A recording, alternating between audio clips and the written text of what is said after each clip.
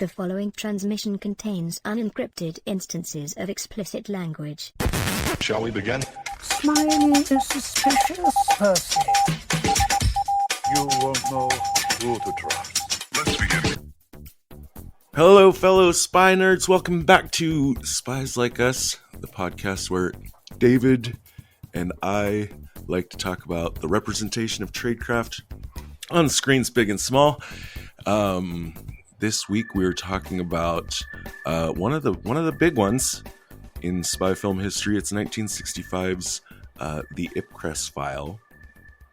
That's a British film, quite a famous one, starring Michael Caine. In fact, it's one of his breakout roles. Let's talk about the timing of this episode just a bit. As of right now, the TV miniseries is going to come out in Britain on ITV next month. They still, even though like next month is only like 9 days away, they still haven't said exactly what day in March. But I thought it'd be fun to do the movie alongside the TV series. Not sure how the timing's going to work out because, again, we don't know exactly when that's going to drop. But it's worth mentioning, I kind of went back and forth on whether or not to do the movie first or second, because what if you haven't seen either? Maybe you're excited about the TV series. Well, the movie discussion might give away important spoiler type stuff.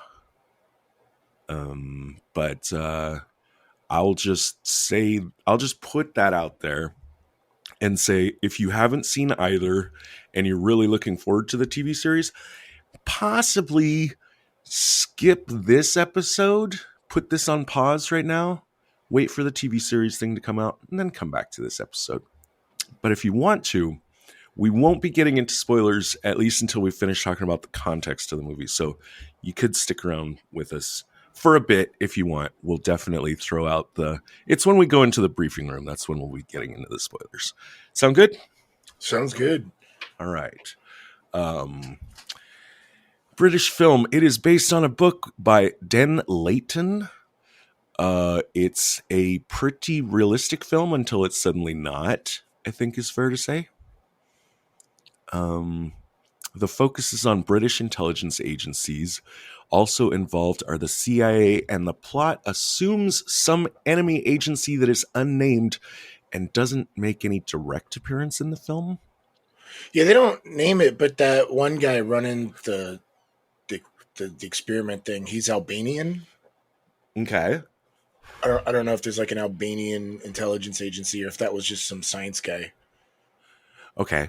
I think it's reasonable. I think you're like the first guess I would make is it's the Soviets that are behind the nefarious plot. Right. And that would be backed up by the fact that it is indeed the Soviets in the book. So that's probably the case. The British intelligence agencies are also not explicitly named in this film, as far as I can tell. But I don't remember hearing anything. Okay. The Ministry of Defense, I think, is the only official. I saw a plaque for that or something. We do know that. Let's see, who's the guy that Palmer is working for at first? Ross. We do know that Ross's is a military intelligence bureau, and Dalby's is civilian. They kind of. Dalby's kind of like FBI. Well, he did say he was counterintelligence. Dalby said that. So I guess he would be kind of an FBI if he's doing domestic stuff. Sure. And it could just be like kind of a chain of command kind of thing. But so I thought, oh, okay, well, let's peer into the book wiki and see if there's any insights there.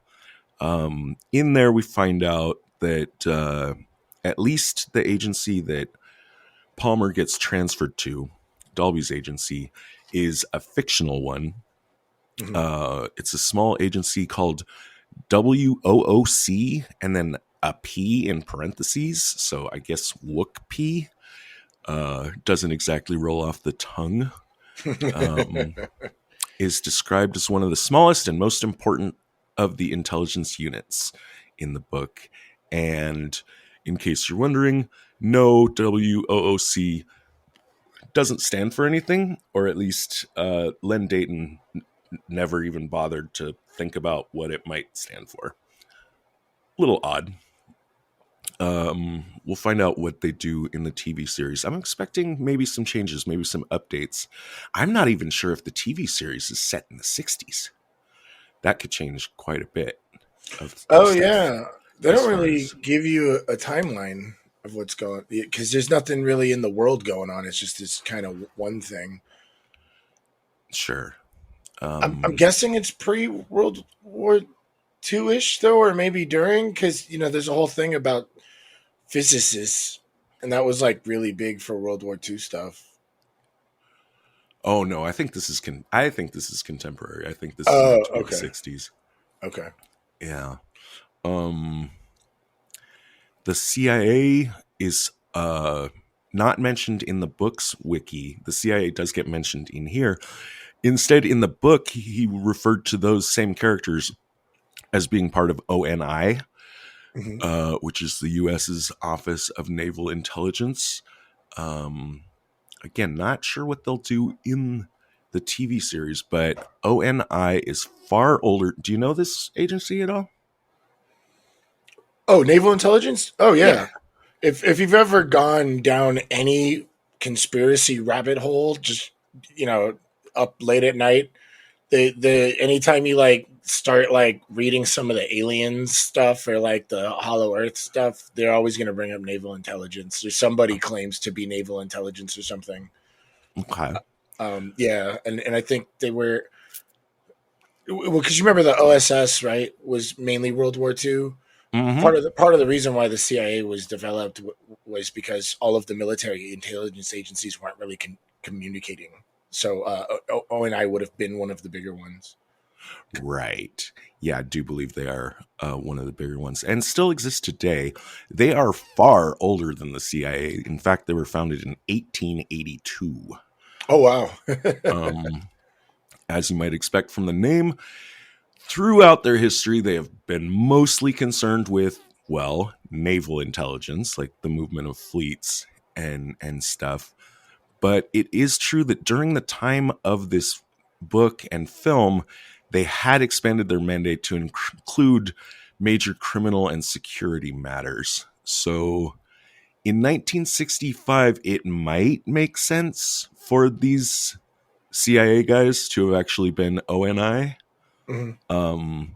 It's also just possible that maybe, I don't think the CIA was getting much attention or mention in films at this point. Mm-hmm.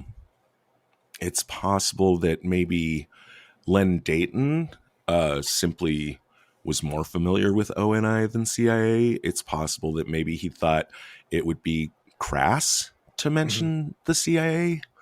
Not sure, but I'm betting that the TV series will be CIA, which I think is just going to be perhaps more faithful, possibly more faithful to the historical setting of 65 Britain, definitely more recognizable by the general TV audience.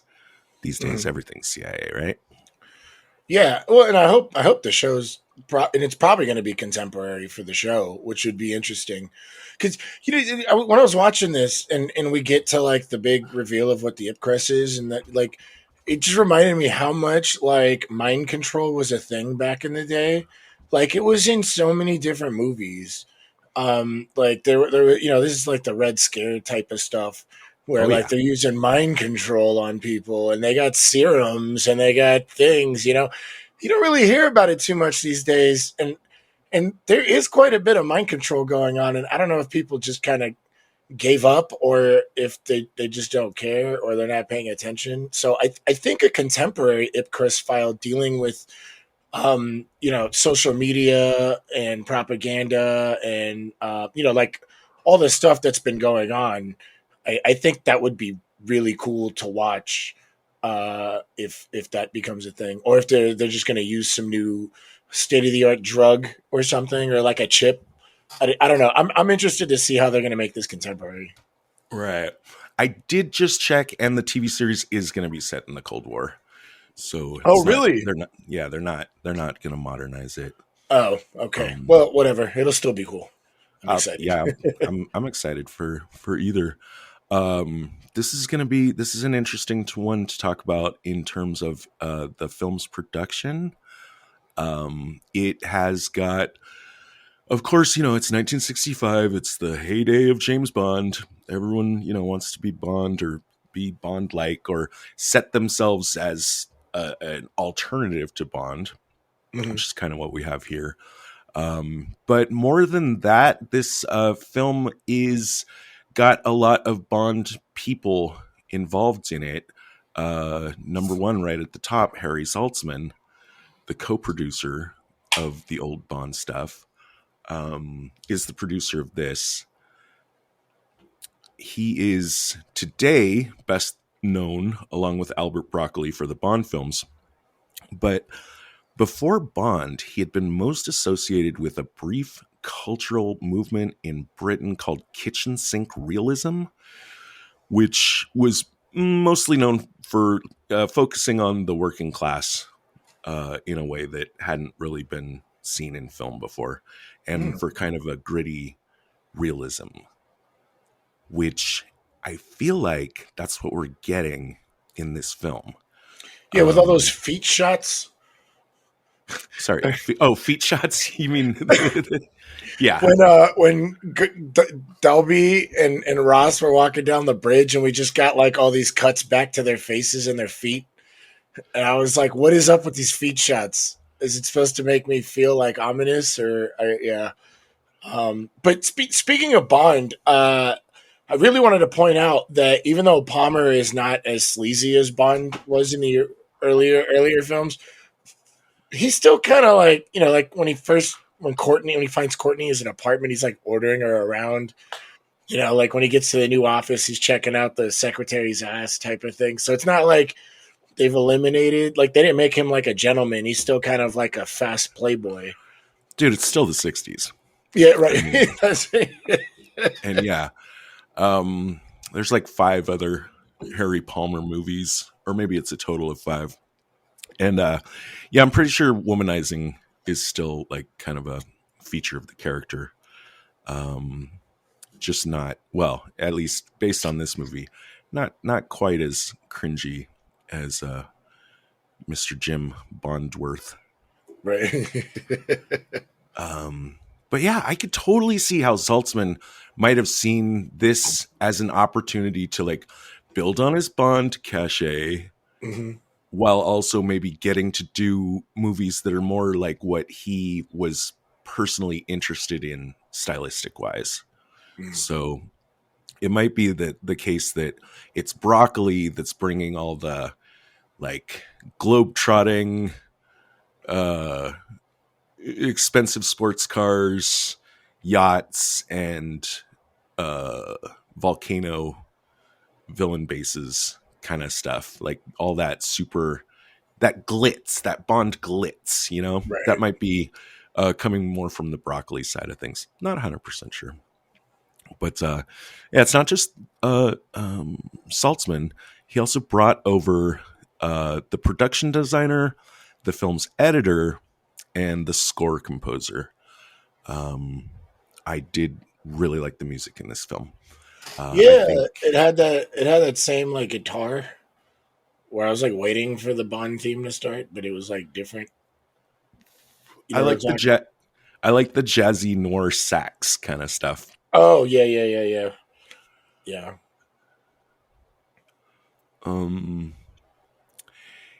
The director is Sidney J. Furie.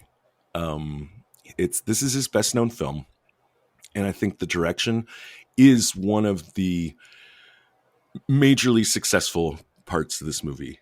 In fact, yeah, direction, editing, and score, I would say, are the film's strengths. Plot, I'm gonna say, not so much. What do you think? Yeah, I would agree. Going through our notes, you definitely pointed out like we never really get to figure out the motivation behind anything, other than I guess, And if this is post World War II, I'm not sure what they're trying to stop from scientists. Like tech has already pretty much gotten out there. Yeah, we didn't get a whole lot of why is this all happening. It was more like we're just kind of along for the ride of this, kind of waiting for the big twist at the end. Sure. The film reminds me of another film from the same year that we covered and loved, which was Samurai Spy by Shinoda, in that this film's camera placement is very, very active and dynamic. Like Right. The choice, they never put the camera in just the obvious place, or they very frequently put it in surprising and interesting spaces. A lot of it too in this film has like a lot of frames where there's stuff in the foreground, like really close to the camera that you're like looking through Uh-huh. or past, that is in the same focus as like what's in the background. And that was actually a new film technique that had just come out in 1963. So knowing that, I think you really can look at this film and see that the director and the editor are like playing with their new toy. Right. You know what I mean? Like they're really trying to stretch it and see how much they can make with that. I think one of the most impressive shots is the one where Palmer finds someone dead. We won't say who yet until the briefing room. And the reveal of the dead person is a camera shot through the top of a ceiling lamp. Do you put lamps on the ceiling? I don't know. Like the light is hanging from the ceiling. It's got a shade on it. The camera's looking right down through it. Oh, yeah. No, that was really cool. In a crazy good way. Yeah. And the frame of the lamp makes a crosshair on the guy. Mm-hmm. It's beautiful. There was also then there's the red thing, which I tipped you off. I had found some mentions on Wiki about the significance of red in this movie, and I tipped you off to look for it and see if you would independently come up with a theory of what you think red signifies in the film or how it's used. I certainly did, but I don't think they were consistent, because England on its own just has red everywhere. They got the double-decker buses, they got the phone booth, they got, but the filmmaker definitely wanted to use a lot of red. There's that scene at the end when Dolby's on the phone. Well, I don't, but and there's the lamp's shade is bright red. So I don't know if there's just a lot of red in England, but it seems to me that they did play with red. One of the things I noticed was the ties. And I thought there was something going on with that up until Dolby and Ross's tie would turn into like a green. And like I was like, what the hell? Because I think Ross starts out with like a blue and red tie stripe. Mm-hmm. And then Ross starts out with a blue and red striped tie. And then Dolby starts out with like a blue one. And then he has a blue and red striped one. And so I don't know. There was a lot of moments where I felt like red meant danger. Like I think the first really big red in your face is like the title shot where where Palmer's making his coffee and he has like this bright red coffee holder thing, like those little giant, it's not a can, but like, like those, like if you want to put the coffee from the can into like a container, like type of thing. And so throughout the film, the use of the red kind of made me feel like someone's in danger. But then I also was kind of thinking, oh, maybe it's like Team Red and Team Blue, because Ross and Dolby keep switching back and forth between red and blue ties. But then like all of a sudden, Dolby has a green tie. But what I really fucking liked, and that's why, sorry to take so long to circle back to this. What I really fucking liked was, Ross starts out with a blue and red tie that's like striped. Okay. and you start seeing their ties change throughout the film.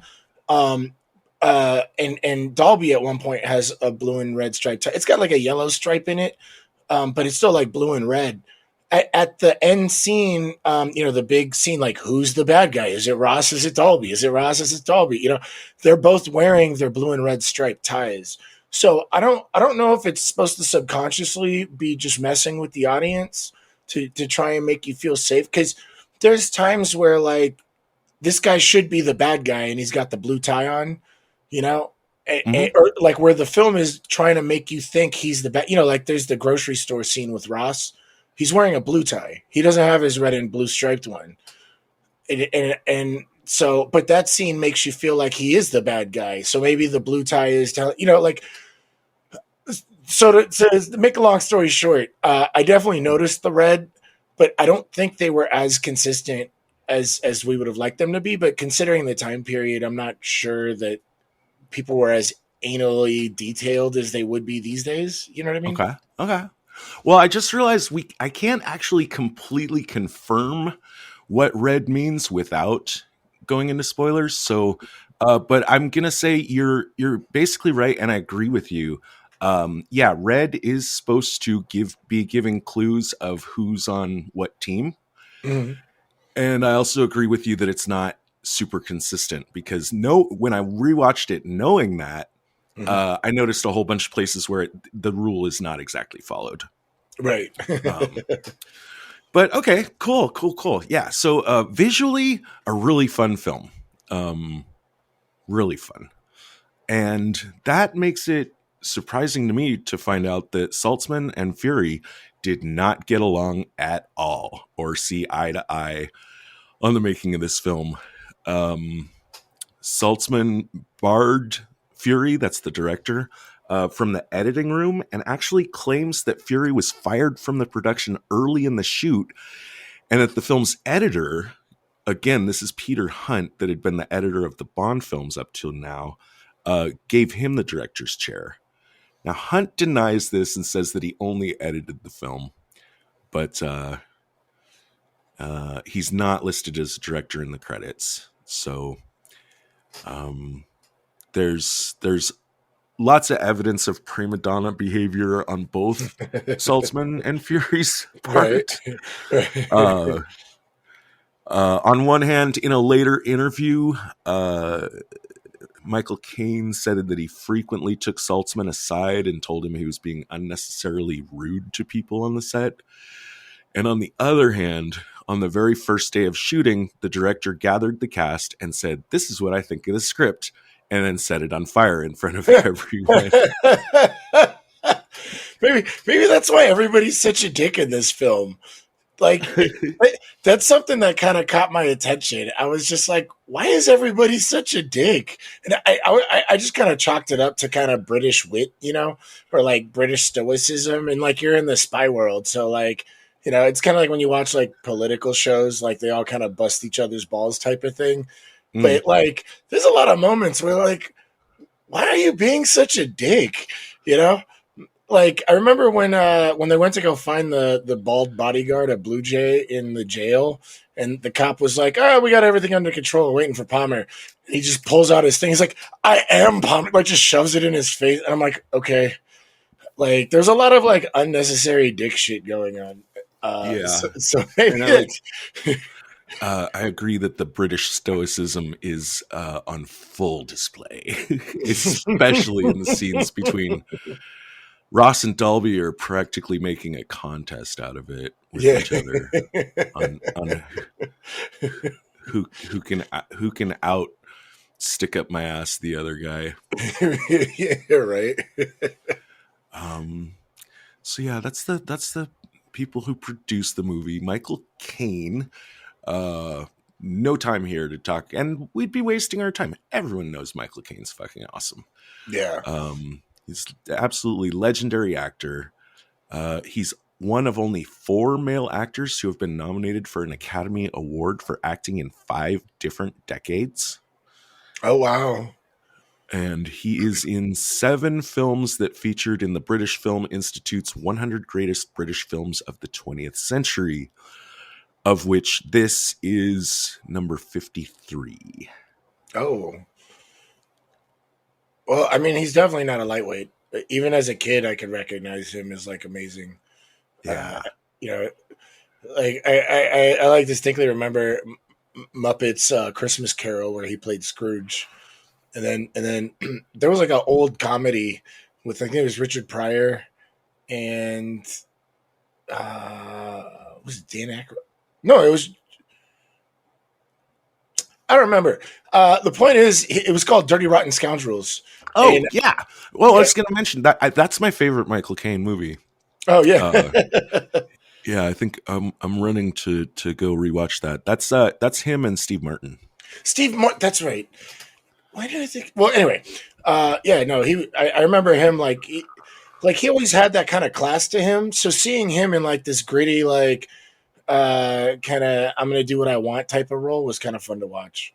Because as an American and growing up with like him in his later in his career, he's often given that like old sage, like he played Alfred in the Nolan Batman films, you know what I mean? So he's got kind of that class, to him versus like with this, he's kind of like the rowdy, young upstart type of character. It is fun to see him throwing a little snark around the screen. Yeah. But yeah, this is his second major film here. So he's just popping. He did Zulu the year before. I've never seen that one. But the guy that plays Dalby was also in that film with him. And this is also interesting in that it's apparently the first film where the male protagonist wore glasses. And it's so hard to think of that as being I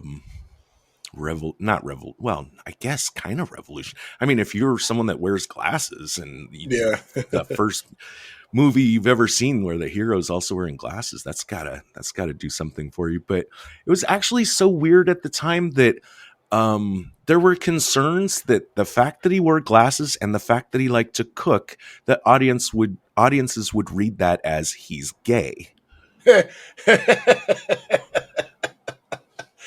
gotta love the 60s. Different times. Different times. Speaking of his looks, though, there was a couple times, especially when he was in The Cell, where he really looked like Gene Wilder, which kind of weirded me out because I never would have put those two together, like in my head. But it just kind of he had this kind of smile, where his hair was all frizzy and stuff, and he just kind of had this. Oh, you know what? It's the smile. It's the smile. I was scratching. I was like, I don't know what Dave's talking about here. Yeah, keep going. Yeah, the smile. Yeah, well, he's in The Cell, and he's got these like expressions and like the way he rolls around and stuff. And I don't know, it was just screaming Gene Wilder to me. So I wonder if that's kind of what helped Gene Wilder up into the stage. You know what I mean? Like, but I don't know. I don't want to keep going down that road. Okay. Yeah. Michael Caine's going to go on to play Palmer in 4 more films. So yeah, he's in 4 more Palmer films. What? Yeah. We got to watch these. He's a great character. He's definitely a character I would want to see more of. I can see it. Only 2 of which are based on Dayton novels. There are a total of 8 of those. Mm-hmm. His last performance as Palmer was as recently as 1996, Midnight in St. Petersburg. And there was one other Palmer novel that was adapted to film that was not Michael Caine, and that was in 1974. And in that one, they renamed the character. So I guess technically Michael Caine is so far the only actual Harry Palmer. And Caine appears in multiple other spy movies as well. This is our first. This is our first round with Michael Caine, isn't it? It is. I'm really excited to see these other ones. we should do like a whole series on these. I don't know. Maybe this should be our movie setup from going here, because I would love to just talk about Caine playing spy films. Okay. Can definitely talk about that. The Palmer character is cited by Michael Myers as being a major influence on the Austin Powers character. Was that why he played his dad? That is why he played his dad. That's great. And Harry Palmer is weirdly not meant. His name is never mentioned in all of the 8 novels.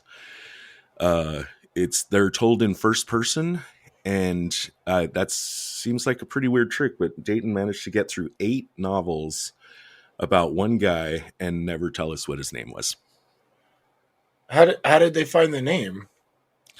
Okay, there's a story with that. They were sitting around talking about names, and Michael Caine said it should be something boring like Harry. And Harry Saltzman, the producer, shot him an angry look across the table. But they followed along with that, and Michael Caine said, well, he got the Palmer name from... It was some schoolmate of his that he remembered from years back who had been like a really, how do I put this? A really, really hard to notice person. Oh. Someone you just wouldn't look at twice. So there's no Harry Palms joke in this?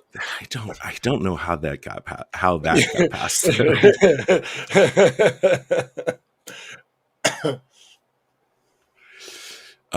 We get a park bench in this movie, but we don't get to sit on it.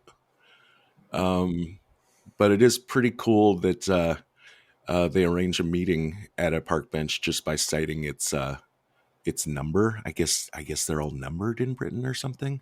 Yeah, that was like I didn't know what that was. I guess that's a thing. It just shows like my American ignorance. But I like that idea of being able to have that conversation on a phone and arrange a meeting place by a code word that actually represents something. And I guess they're thinking, well, the enemy has not gotten wise to the fact that when we say these numbers, we're referring to different park benches all around London. So yeah, not only a park bench, but a park bench with a code name, which is definitely something that we would get excited about in this podcast. Retinal scan complete. Validating security clearance.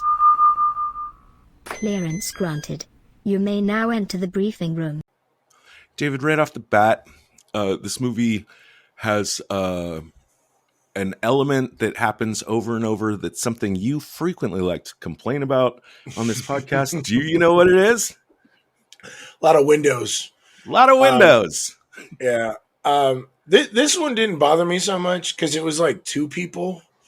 This always calls back to that Jason Bourne film where they had the entire team like on like the top floor of some like I think I made the comment of like how a lot of new corporate ideas is this idea of transparency and like there's no walls, it's all just windows, and that like really bothered me. One thing that did bug me though, and I was gonna mark this as like my where's Tradecraft, but I decided to pull it out because I was a little weirded out.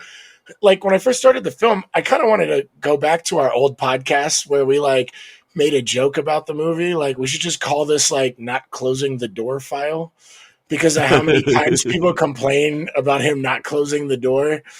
It kind of bugged me because it seems like he's already been seasoned in his, like, I guess he just was doing surveillance or something. And like just him not closing the door.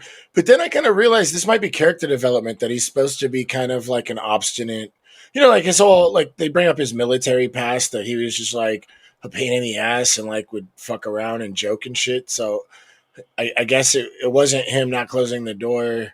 I don't know. I thought there was more of a significance to it, but I searched the film for some point where he left a door open and it like hurt him, and that like never happened.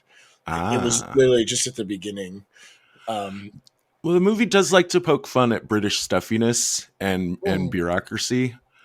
Um, there's a lot of seemingly redundant paperwork yeah, and stuff like that. And I think it's a nice clue. The two twin scenes of him coming into a superior's office and not closing the door behind him. And I think in both of them, they notice that without looking yeah, away from their windows, right? So they're very twin scenes, which I think is meant to say that something about, no matter where you go in this structure, like all these people are the fucking same, yeah, you know, and they all get annoyed by the same little things. So yeah, closing doors and big windows and pretty sloppy, okay, having meetings next to big windows where it's easy to surveil. I don't know. It feels like they're not really as sophisticated hmm in 1965 as what we expect to see in our movies from like the 90s and the 2000s. right, Um, and not just on a technological level. The way that they treat, important case files and paperwork, just don't, they don't really seem to be thinking hard about keeping everything airtight.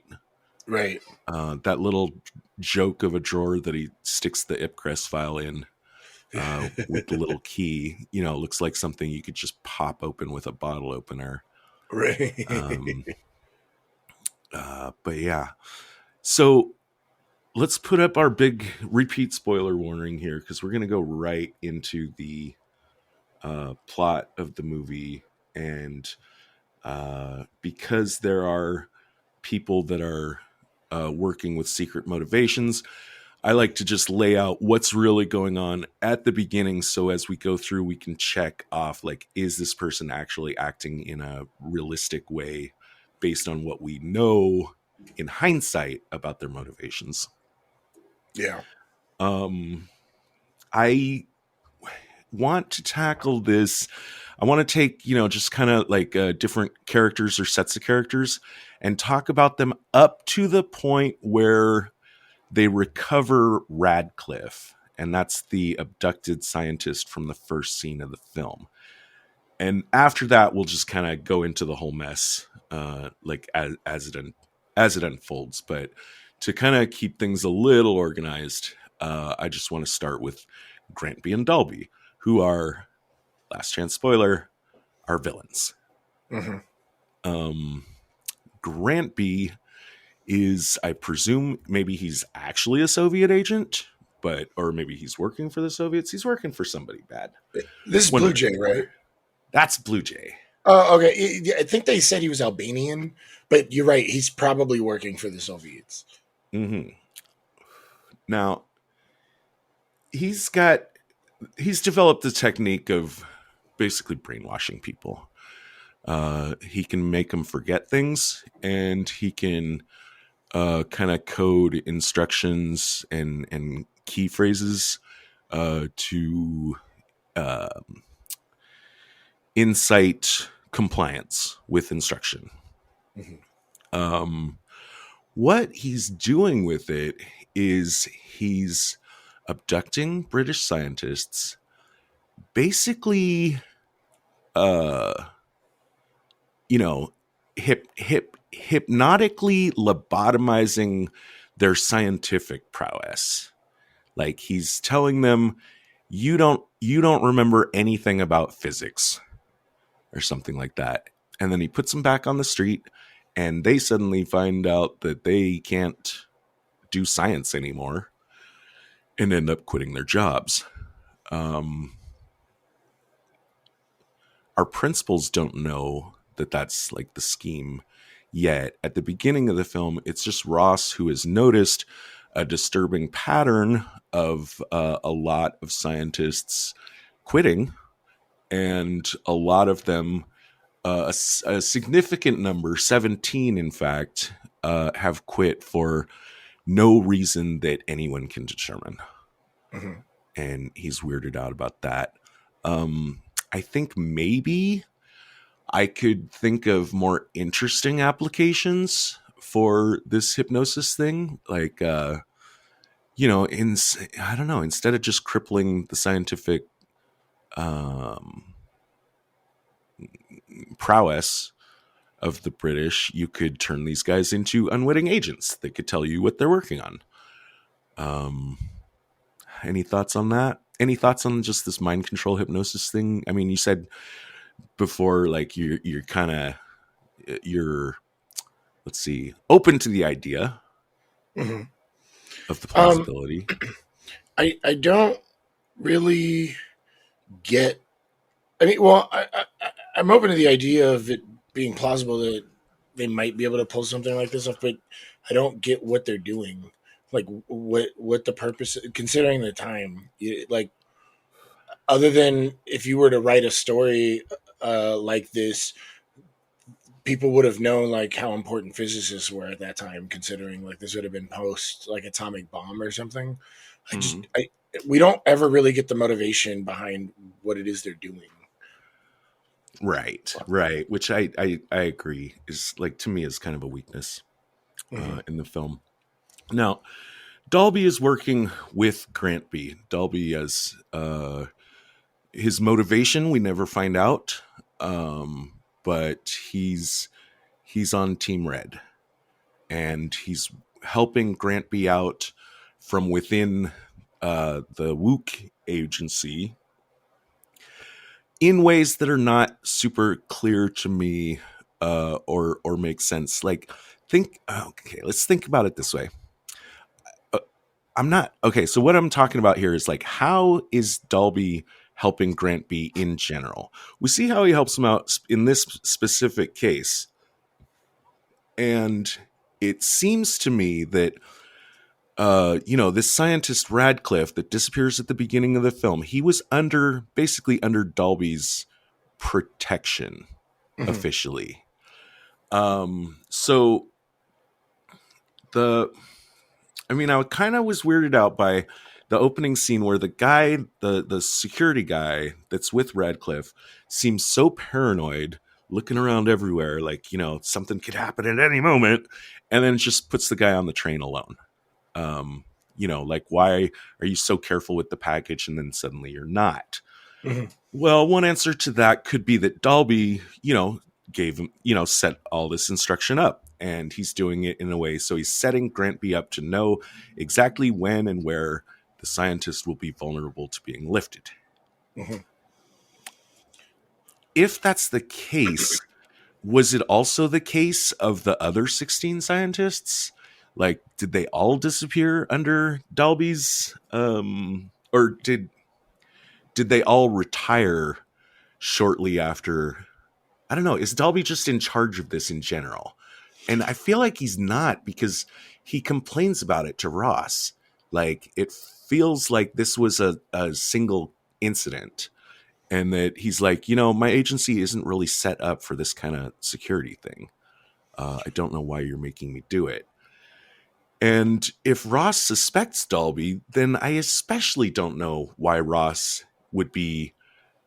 And we know that Ross suspects Dalby. So why is he still putting scientists through the Dalby, into reach of Dalby?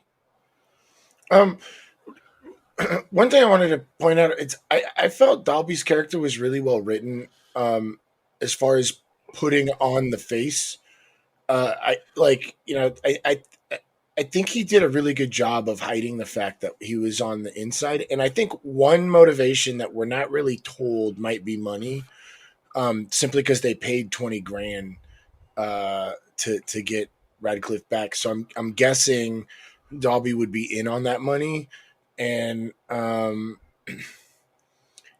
we don't know that exchange actually had happened with the other 16 scientists, but I'm sure if Russia's behind this, they have plenty of money to just throw at Dalby, and that's probably his primary motivation, especially since the first time that Ross and Dalby share a screen together, Ross kind of like demeans him. He's like, I'm the one that put you here. You're kind of a smug, bastard, whatever. I'm the one that got you to this place. And you know what? You're losing these scientists and you're fucking up. And I think the excuse that I'm not prepared, like my department doesn't have the resources to do this, might be a cover for him not being able to handle the job. Okay. There's also the fact, like it seems, the comment of about him having been a passed over major, he might have some, career resentment, Right. which would be specifically targeted toward the military. But then on the other hand, this guy Ross apparently hooked him up with this cushy job that, is apparently kind of a good job. Yeah. So yeah, this is a film where it's the stuff people are doing as their cover looks great, but trying to think through what they're actually, like why they're actually doing what they're doing behind the scenes is not especially well thought out, or maybe it's very well thought out in the books, but this movie is more concerned with a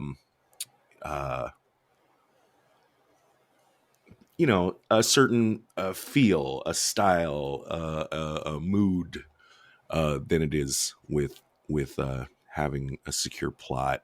Also, I mean, it's hard to quibble here when the movie's coming out, the same year, or like James Bond movies and The Man Called Flintstone and Our Man Flint. Right. Just overall, there's not really, I don't think, a lot of sophistication in the thinking about intelligence and how it works in the 60s. Yeah. Just kind of, people are just more about the glamour of it, or in this case, the grittiness of it. Mm-hmm. So yeah, that's those guys. I got some minus points for Dalby where, okay, so you mentioned Ross chews him out about the missing scientist, transfers Palmer into Dalby's department. We'll talk about that later. The very first thing Dalby does as he gathers his team together and says, hey, we got to find the scientist, he immediately rules out all other suspects except for Grantby, who he's supposed to be secretly working with. Mm-hmm. Now, on one hand, I guess you could say this is a master werewolf play. But to me, I think it's just the scriptwriter not really thinking through what Grantby would be thinking and doing. Dalby, did I say Grantby? There was at least one other guy that, was a possible suspect. And yeah, they said like, okay, the French reported that he was like arrested like a year ago or something. But why not say like, yeah, but who knows what those fucking French guys, know about it. We're going to at least split the team in half and send half of them after Grantby and half of them after Ghosts, or even more if you can. I mean, I agree. Definitely don't take any chances of like pretending that you really, really think it couldn't possibly be Grantby. Mm-hmm. But why just immediately laser focus your entire team's attention on the guy who's really your main job is, behind the scenes is to protect and to keep a secret. Right. So didn't like that. Now he didn't think that he told him to all go and check out like all the different places Grantby was last known to hang around. And maybe he does know that Grantby doesn't actually hang out at any of these places. Mm-hmm. So that's okay. He does have the team kind of spinning their wheels in that sense. But the way we find Grantby is that Palmer, who just likes to do things his own way, says, fuck this. This is a stupid way of going about it. I'm going to go down to the police station and run the plates or some shit like that. Mm-hmm. Do you know exactly what he's doing there at the police station? Are you talking about when Palmer goes to visit the bodyguard guy? I'm talking about when he goes to find out that Grantby's got a whole bunch of parking tickets. I mean, that's what he finds out. at, I guess, the police station. I guess he just asked them to run the guy's license plate or something. Like, this seems like such incredibly basic detective work that I'm annoyed that it's in here, that we're supposed to be even the slightest bit impressed that this is like some kind of out of the box thinking. Well, back to your point about like ignoring the French possibility as a suspect, the guy that's locked in a French prison. It seems like they're trying to cover their bases, but still like, you know, to corral us into this one story for the sake of time, you know, because it's like one film, you know what I mean? But they don't want to ignore the fact, like, well, how come it's this guy? They're like, well, there was actually this guy and this guy, but this guy's in a prison, so it possibly couldn't be him. And then it's like, well, let's do our due diligence. Oh, look, he's got parking ticket. You know, like there's a few things like that I mean, this goes also back to the time. Like as far as the dialogue goes, in this film, there was like a time where like so much dialogue was on the nose of just like trying to just put information in your head. You know what I mean? Uh-huh. I think that's might be what that is. Okay. Yeah. But you're right. Like we're not not going to be impressed about that like these days, especially not after what was it 3 days to the Condor, where we actually got to watch like, you know, our bro like, you know, go through the full like detective work that he did to like narrow it down to this one person. You know what I mean? I think I think that's what we're hoping to get on something like that. But I think it's true that by the 70s, a lot more sophistication starts to creep in the portrayal of intelligence type stuff. Here, it's just kind of enough to make the motions and say spy type stuff, and the audience is all into it. Yeah. But yeah, this movie wouldn't have worked for me at all if it wasn't just fun to look at Right. and listen to. Yeah. So Palmer finds Grantby at the library. Yeah. And Grantby gives him a flyer with a disconnected number on it. And the flyer is for like a military band performance that's coming up soon in the park. I'm annoyed at the fact that Palmer doesn't notice this at all. He just calls the number, says, "Oh, it's disconnected." Oh, that's Yeah. that's why they went to that concert. Holy shit! I didn't notice that. I like the actual concert made my best. I'll talk about that later when we get there. But like that was Grantby sending a message to Dalby. I guess I'm giving this minus. I mean, I think that's sort of what we're supposed to think, but how does this really work? Like, Yeah. Grantby and Dalby have to have like some way of communicating with each other, Right. like on the sly. Right now, you know, it's entire. Now, of course, you know, they want to keep some distance between themselves, so it's not like maybe they just are calling each other up, you know, daily.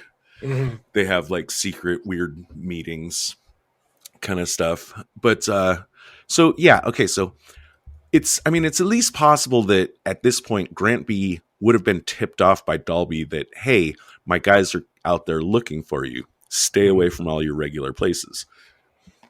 But it's possible also that he hasn't had a chance to get him that message. But if they are in regular communication, then you don't need to send them the secret flyer, the flyer message. If they aren't in regular communication, then this is just some random dude showing up out of nowhere. Why are you guessing that he works for Grantby or working for Dalby? Uh-huh. So either Why is who guessing that he works for Grant Dolby? B. Why is Grant B? Why is Palmer? You're Grant B, right? Yeah. Palmer approaches you, says, "We want to talk about something that went missing, and we're willing to pay. We're willing to deal, or whatever." What are you thinking right now? Oh, then well, maybe that's a clue that Grampy has been working on the previous 16 scientists, and that's his meeting message. That's the only thing I can think of, is that they've been doing this, and this flyer gets back to Grampy or back to Dolby, and okay, this is where we're meeting to discuss payment. Yeah, but if you send this flyer back, whoever gets it shows up at that meeting. Well, I guess you got contingency plans. If Dolby shows up, then you can talk turkey with him. And if someone else shows up, you can, I don't know, play dumb. Right. Or something weird like that. But it is true the Radcliffe abduction didn't go off as planned. The plan is to lift the scientist, brainwash him, and then put him back in public without anyone knowing that he was even missing.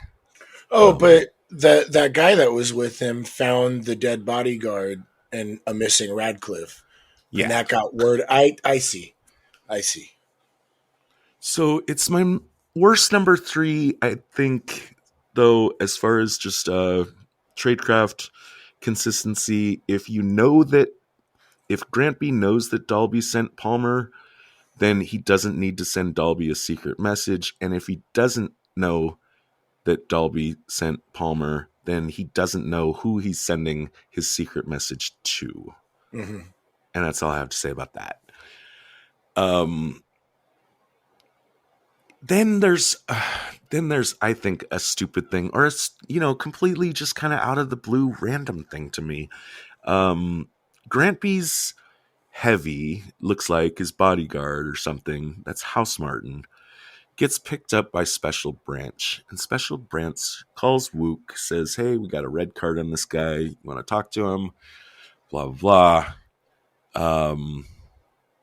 Palmer goes on his way to the station.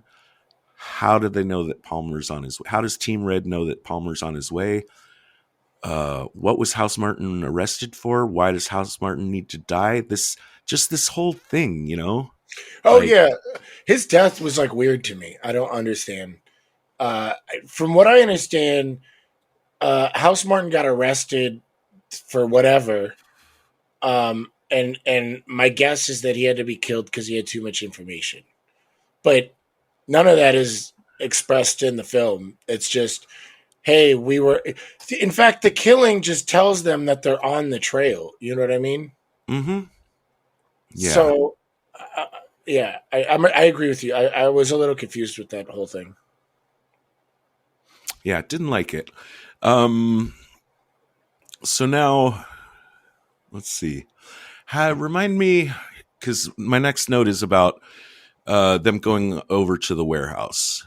And that was, how did that come about? I don't even remember. Why did Palmer decide the warehouse was important? It was something about it being the last, or that was where they got House Martin, or that was the last place he'd been seen. I think his whole thing about calling in, I forget what they call the technical term for it, but basically like a sort of a SWAT operation on the warehouse. Yeah, he called, Palmer called in a special code for something, and that brought in a huge invasion of it was like a huge raid on the warehouse. But yeah, I can't figure. Let me see if I can find it right now. What is it that, because it would have been after the police station. Uh-huh.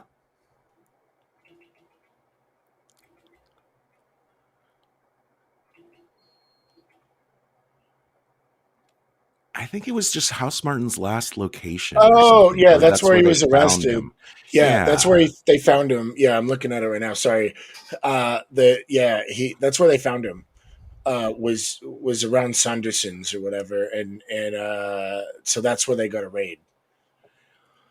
Right. Now, this we'll realize later, or maybe only on rewatches, that this is a warehouse where they're doing the mind control experiment kind of thing. in. Yeah. And the reason they need a warehouse is because part of the process involves like putting the subject into a cargo container and lifting them up off the ground to give them, I don't know, some kind of sense of vertigo, or not really sure how that's supposed to work. But they've got the big cross-shaped lift that, is used to do that stuff. So I guess I could assume that just the moment House Martin got picked up, they were like, okay, we got to clean house here. Get everyone out of here. Obviously, maybe the super heavy industrial stuff, like the cross lift, is the hardest to move. So you leave that behind. You just get rid of all the real mind control-y, implicative type stuff.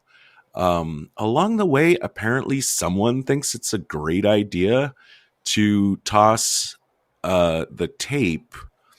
And this is an audio tape that just has some weird psychedelic sounds on it. That's, again, some mysterious part of the hypnosis process, which is labeled Ipcress. And someone decides it's a good idea to throw it into a stove before they leave. I don't like this. I don't like the thought process of whoever that person was. Right. You got all this other stuff you need to take with you. Take that. Yeah. Or, if you need to destroy it more convincingly. Yeah.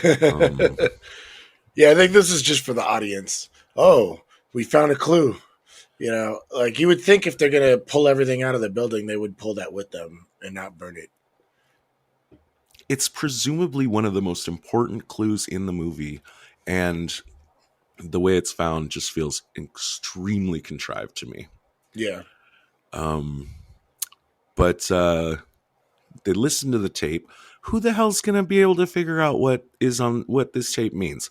It's just a bunch of weird fucking space noises. Yeah. Dalby does, he puts a guy on the case. He says, open a file on it. That's going to be our Ipcress file.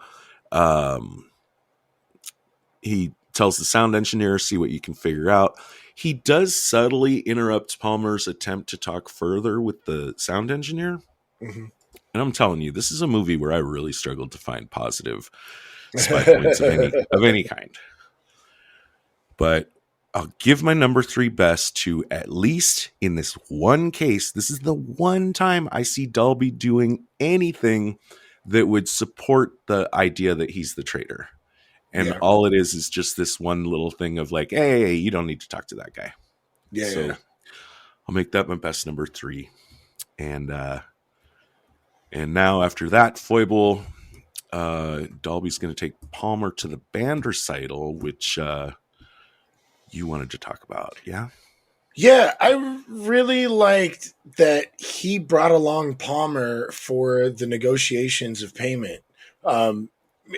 Mind you, like I just said, I did not recognize the flyer was for that concert that had the phone number on it. But this really kind of covers Dalby a little bit. Why would he be meeting for the negotiation? Why wouldn't he keep big distance? It was an opportunity to have Palmer witness it. I think that's the only reason Palmer was there. And I guess the reasoning that, Dalby could say, oh, I just need you there to back me up, or he's on this operation, so he should probably be there, type of thing. And I thought this was like a really good werewolf play. Like, yeah, like you saw me do the negotiations to buy the guy, Okay. All right. That works for me. Yeah. They're observed here, of course, by Drew Carey, who was very surprised to see him in this movie. Yeah. I didn't know he was that old. And man, he really just hasn't aged. Drew Carey is the CIA guy.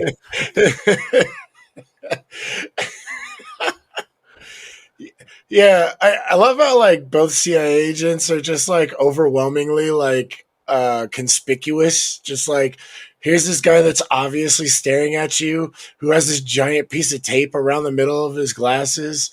Oh, here's this like other dude that's obviously following you, smoking a pipe, Yeah, he definitely looked like Drew Carey. Right. They've both got their little affects. Yeah. How many days do you think Drew Carey was sitting like right behind Grantby in the library for him to have happened to have been there on the day and the hour that Palmer showed up? Yeah. Didn't like that either. Yeah. But yeah, they make a show, like you say, in front of Palmer for the negotiation of the return of Radcliffe. And we have the big return of Radcliffe scene, which is where we're going to break and we're going to go talk about some other characters up to this point in the film. But just putting a pin in the fact that this big show of returning Radcliffe is indeed a show. Dalby and Grantby they're on the same team. They could have just, I don't know, they could have done this any number of ways. Yeah. But like you say, they gotta keep up appearances. Yeah. Now let's go over and talk about Ross and Courtney. Ross, of course, is our spy master type character for Team Blue. He suspects Dalby. Who knows for how long he suspected Dalby? And he's got, I don't know, his big brain idea is, I'll take this insubordinate asshole that I can't stand being around and put him on Dalby's team. And then just what? Wait and see what shakes out. Happens? Yeah. Well, I kind of felt like this might have been like, well, there's a couple things. Like sending the insubordinate guy, it's kind of like sending the bad apple into your enemy's territory. But I also kind of saw this as like a bury a meal. Like at the end of the film, I think the last, when Palmer complains about being used as a decoy, Ross is like, well, I planned on you being insubordinate, like, and then he's just like, yeah, but I could have been killed. He was like, well, that's what you get paid for, So I'm guessing that's the plan, is using Palmer who's not a very organized or, by the book type of guy. He's going to shake up some cages and ruffle some feathers. You know what I mean? Just on his own. So something's going to come out, right? Yeah. That's a noble attempt at justifying it. Right. I think it's pretty sloppy. I have trouble thinking that Ross doesn't have anyone else that he could actually entrust with what the purpose of their mission is. I mean, right. I don't even think it's a great idea to send Palmer in there in ignorance. Not even knowing like what he's supposed to be looking for. Of course, he's also got someone else that is already implanted with Dalby, right? Because we do, at the end of the day, we think Courtney is working for Ross. Are we in agreement with that? Oh, it's confirmed. Okay. She kind of confirms it herself when they tease each other, and then Ross confirms it. Well, at the end scene where it's like, do I shoot Ross or do I shoot Dalby?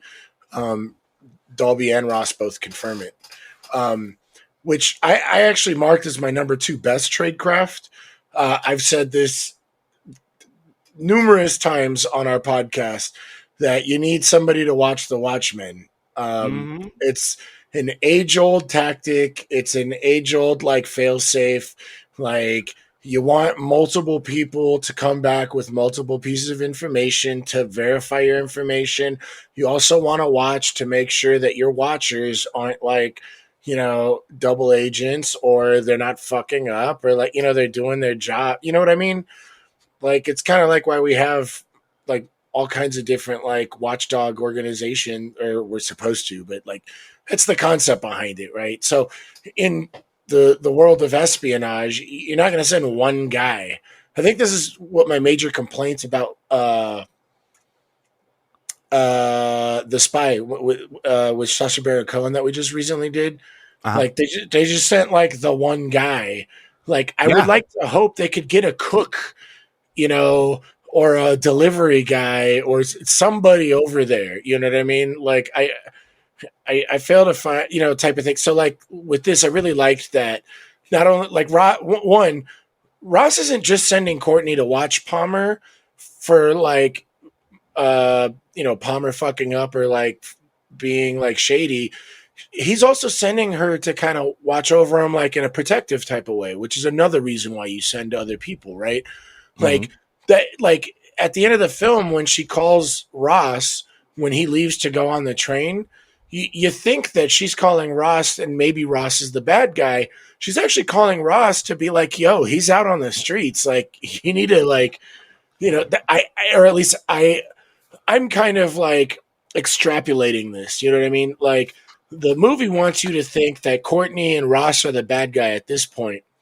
Later, you find out Ross is actually the good guy. So thinking back, her phone call isn't to fuck over Palmer; it's to protect him. You know what I mean? And that's why I made it my number 2 best Tradecraft. Right. I feel a little manipulated by the phone call though. But you have a good point Absolutely. Yeah. The point is protection. And that's a good one. But yeah, having her make that call to Ross like right before we see Palmer get abducted, that is some like really blatant misdirection that doesn't sit well with me on a second watch. Right. Me either. I really don't like when films trick the audience in like a cheap way, and it kind of does feel like that. This is about as cheap as it gets. Right. But I agree. The Courtney interaction with Palmer is really good. It's my best Tradecraft. Not just for the reasons that you mentioned, but also this. It all comes down to this part where they're teasing each other of like, oh, you're working for Ross. And she's like, no, you're working for Ross. I'm working for Dalby. He's like, no, I'm working for Dalby. You're working for Ross. And I actually kind of like that they just kind of shrug it off. Yeah. Like, yeah, who knows? Who cares?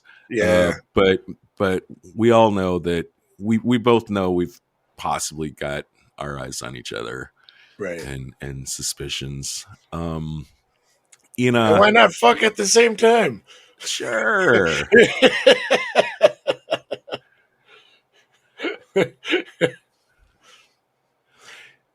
Also, too, though, if she's clandestinely working for Ross, I'd prefer that she had I've complained about this once before. I forget in what movie, but if she is clandestinely working for Ross, she should have a more direct and secure line of communication than having to call his secretary and ask to talk to him. You know what I mean? Maybe not. What do you? Oh, you mean instead of her just directly call? I see. Like if she like kind of like a drop or something. Yeah, but this is kind of like an emergency situation, and we're talking about older film, spy film type of stuff. It's definitely an older era. Yeah. I just want to try to avoid grading it on a curve. Right. For that reason. Yeah. It's a good in a movie that is actually pretty funny. I found this movie funnier. I think I ended up going through it about 3 times. This movie got funnier to me every time I watched it. Even though I was actually kind of bored by it the first half of the first watch through. Yeah, me too. But going through finishing it, I was like, yeah, that was good. And then second watch, I was like, this is better. And third watch is where I really was like, yeah, I like this movie. But the scene in the Safeway is really funny. It's understatedly hilarious. Yeah. In a way that did like kind of flew over my head on the first watch. Yeah. But especially, and we talked about like the Britishism in this film, this line of this delivery where Ross picks up a can off the shelf, looks at it and says, I don't even know if I can nail it, but I'll try. He says, beefaroni, extraordinary.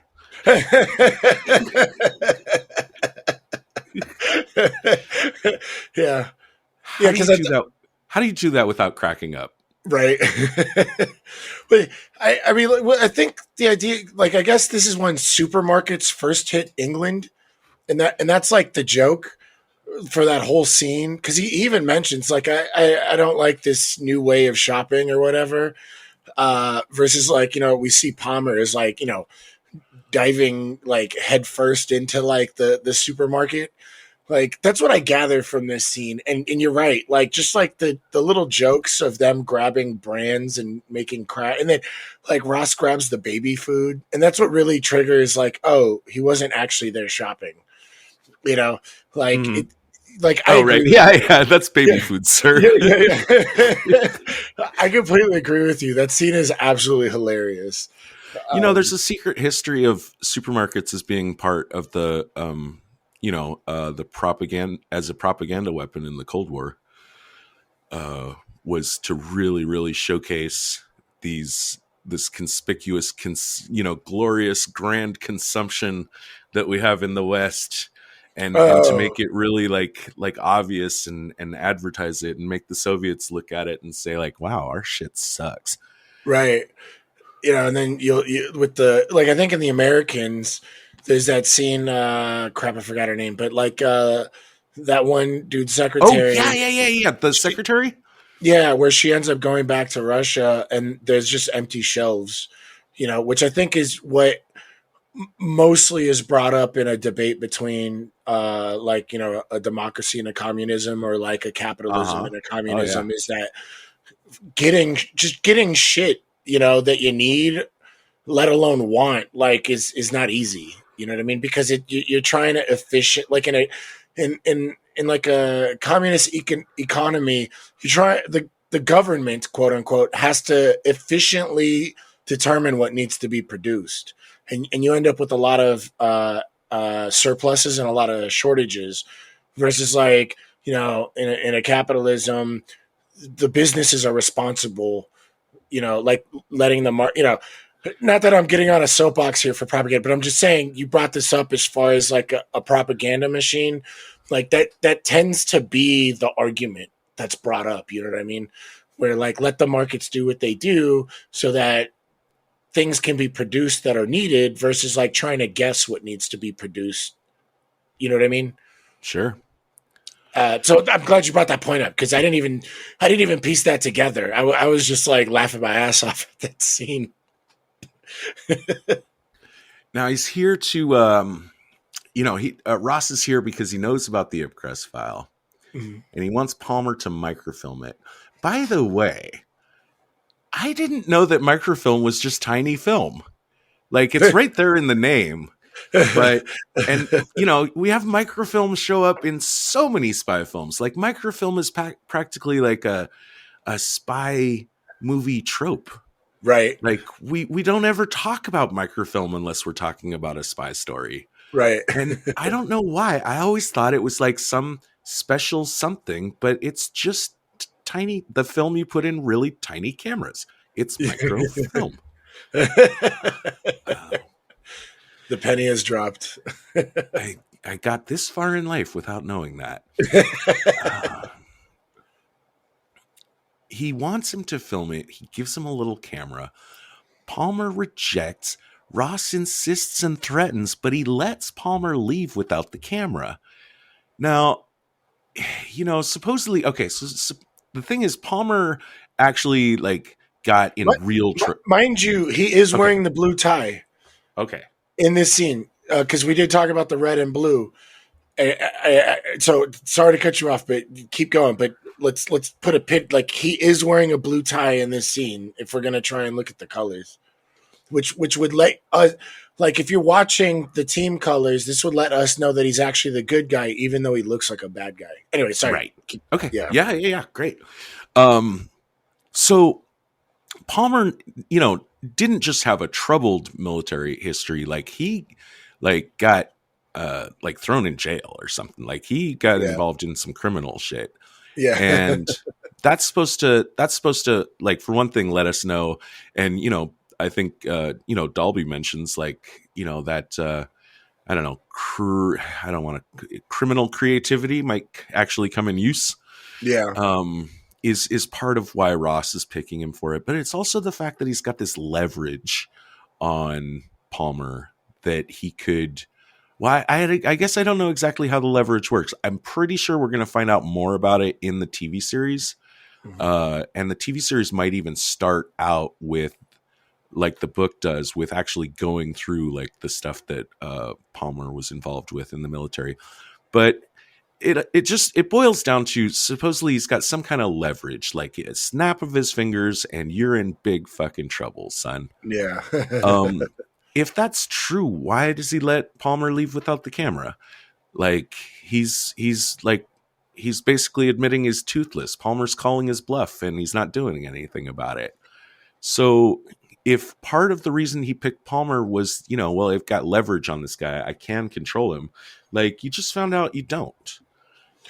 Well, later in the film, at the end scene with deciding who to shoot, he brought up that he was testing him. Right. So unpack that and see if you can justify that. I mean, first of all, do you think it's true? You could say anything at gunpoint. Oh, well, okay, yeah, okay. Yeah, he could have just brought it up. But, what I liked about the end scene with that, like, who do I shoot? Like, you notice Ross isn't saying a whole lot. He's given, like, this eye to Palmer. Like, he trusts Palmer to be Palmer. That's like you brought up earlier, like, why send Palmer on this mission in ignorance? And, if you've made it to that level of a rank in intelligence, I would like to hope you know your agents, right? Like I hope, you know what I mean? That you've got like a psychological profile on them to understand, you know what I mean? So that's kind of my guess, and that's why I like the end scene and that I think is what we as the audience is supposed to understand, is that Dalby is constantly throwing shade on Ross, and Ross is kind of defending himself and throwing a little bit of shade, but like he gives these looks to Palmer, like I don't know if he's looking into Palmer's eyes or if we're supposed to think he's thinking like we're supposed to understand that he knows Palmer well enough, and then we get the line, I knew I could trust you to be an insubordinate bastard, type of thing, unpacking that, now that I'm thinking about it, I still don't understand what the point of the camera thing is, other than because what is he testing him on? Like maybe he's checking in on him. Yeah, like what does it mean to, like, what does the test prove if it's a positive? If Palmer agrees to film the thing, then that proves what? That Palmer can be pushed around, or does it prove that Palmer is actually loyal to Ross? Yeah. It looks and sounds better on the screen than it does to think about. It's an icebox thing for me. This movie is all icebox. This is a full big fucking icebox of a movie. Yeah. Those icebox moments. I think we brought that up in our The Man Who Knew Too Much Hitchcock episode. Yeah, it was Hitchcock that brought up the icebox moments. Yeah, like, hold on, let me do a little bit. Sure, go for it. If he agrees to take the pictures, he's kind of demonstrating that he's loyal to Ross, right? Mm-hmm. If he does what he does and denies the pictures, he's kind of demonstrating that he's loyal to Dalby, or he doesn't feel comfortable. At the very least, he doesn't feel comfortable. So what information is he gaining out of that? So maybe he was lying at gunpoint and really did want him to take the pictures because he didn't trust. He did say, I didn't trust this one since I've been on to him for a while. The only thing I can think of is he's checking up on him, but you're right. What is the picture taking actually prove?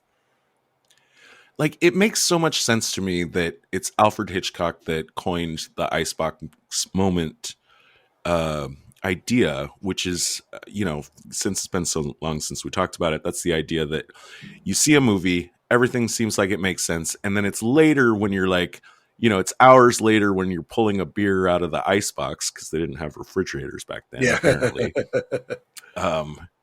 that you're like, hey, wait a second. And it makes sense that that's Hitchcock, because Hitch all of Hitchcock's stuff makes sense. Like, it's airtight. And I do really appreciate a good icebox moment proof plot. And this is not that. Yeah. The reasons I like this movie are entirely aesthetic, I would say. Okay. Palmer is who we should talk about a little bit more now. You got some notes here on his when we initially meet him. Yeah, we've after the abduction of Radcliffe, we meet Palmer waking up to drink a coffee, and then he goes to his surveillance job. He like kicks down the door, and the dude's sleeping. And I get that's why I'm saying like we start out with like this kind of bottom of the level, I guess, like where his job is just showing up and looking through a telescope all day and recording what he's seeing. I did want to mark this as my number 2 worst tradecraft because the guy whose shift he's taking over is basically asleep and he's by himself. And I'd like to think if you're on surveillance, you shouldn't be sleeping. You should be watching at all times in case anything happens. And I don't know why you would have one guy. Wouldn't you usually have like 2 guys and they just like become buddies? Like this just is like the beginning of a buddy cop film where they're just stuck in like a tiny room and they hate each other. And then like they become buddies. I don't know, but I don't know. I had to mark this as my number 2 worst tradecraft because it just, yeah. I did kind of like the implication, or at least I got the feel that there were 3 of them in rotation. So maybe they're working like 3 8-hour shifts, and it's just like the one guy is annoyed that comes to relieve Palmer that he's been pulled in so early. By the way, also no reason for that. There's no urgency here to interrupt the surveillance shift. Oh, to pull Palmer out? Yeah, to pull Palmer out. Like what? Just wait until he's done. Yeah, that'd be fine. It's not like there's a fucking ticking bomb out there somewhere. Yeah, or anything like that. I mentioned before. Oh, and then too, like I don't know. It doesn't give me any indication. If this is his assignment, this really, really boring looking, super low level, I could do it fucking surveillance job. Yeah. There's no indication here of that Palmer is exhibited, at least to his superiors, any kind of genius at tradecraft. Right. If they're given, maybe that's why he doesn't close doors. He doesn't. This is a man that will not close a door until you tell him to. Yeah, that's for sure. I mentioned, so that's why I say I mentioned before. Also, like Palmer going off script and checking in with the police and finding out about the parking tickets again seems like super basic detective work. Let's circle back to Drew Carey. CIA is also watching Grant B, but they haven't informed the British that they're in London watching Grant B. Why is the CIA here? Why haven't they informed the British? No fucking clue. I actually marked this as my number 3 worst tradecraft, but I'm not sure if it is. During this period of time, I believe we had a good relationship with British intelligence. In fact, I think they helped us establish our intelligence. So we had already like kind of had like an agreement, and considering this is post World War II, this would have been like NATO, like beginnings, right? So why didn't they inform them? But I mean, if you're trying to figure out what the hell is going on, maybe you don't inform them. I don't know. I wanted to discuss this with you. It's kind of annoying that I think the whole scene. Well, actually, I think both CIA guys didn't belong in the film. I don't know what their purpose was. It was just kind of like a side. Yes, I agree. Yeah. But I mean, if you're gonna have these guys and then like one of them gets shot because he was just in the shadows. I mean, should they have informed the British? I would think so, considering the time period because of like our relationship. But if you're worried that something funny is going on, then maybe you might want to be covert You know what I mean? Yeah, But well, somebody yeah. should know. If you have the suspicion that somebody on your allied team, that somebody in that agency is double dealing, then of course it's very difficult to know exactly who you can announce yourself to. Right. But I agree, CIA doesn't belong in this movie. They don't really serve a purpose. I want to give, and I mean, this is blatant grading on a curve, but let's take for a moment, compared to the other 60s movies we're getting, compared especially to Bond, this is, I think, the first film in our timeline of movies that we've covered where we actually do have some kind of like mole situations going on, and allied agencies not necessarily keeping each other in the loop in a way that really seems to, as much as it feels like it's a little shrugged off to us in this film, I think it's at least a lot better than its contemporaries at just kind of having those themes in it. Mm-hmm.